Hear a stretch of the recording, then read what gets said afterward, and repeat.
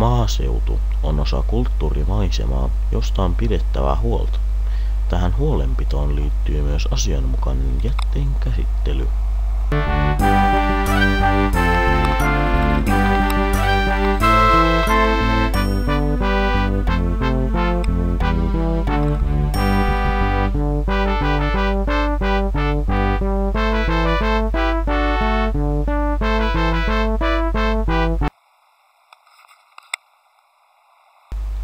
Vesistöt ovat aivan erityisen herkkiä pilaantumaan huolimattoman jätteenkäsittelyn takia.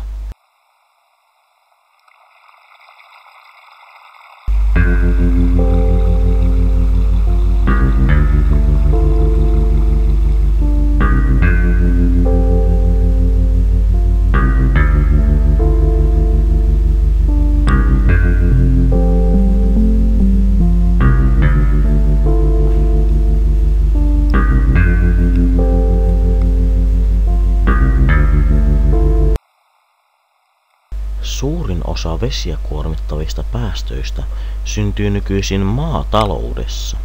Mä maalaispoika oon ja panen suihketta kainaloon. Se on ihan joviaali ilmiö.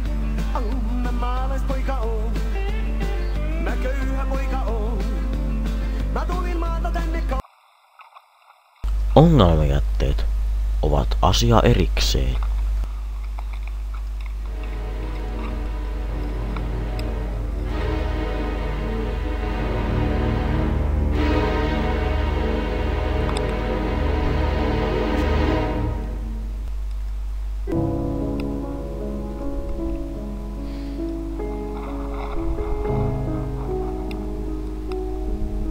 On muistettava ajatella, että yleensä jätteet päätyvät lopulta luonnon helmaan.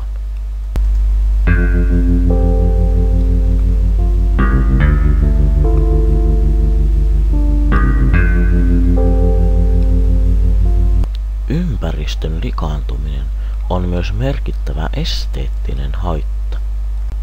Nyt herää kysymys, että kuinka minä voisin auttaa ympäristöä selviytymään tällaisessa tilanteessa. Onneksi me jokainen voimme valinnoillamme vaikuttaa, kuinka paljon ympäristö kuormittuu.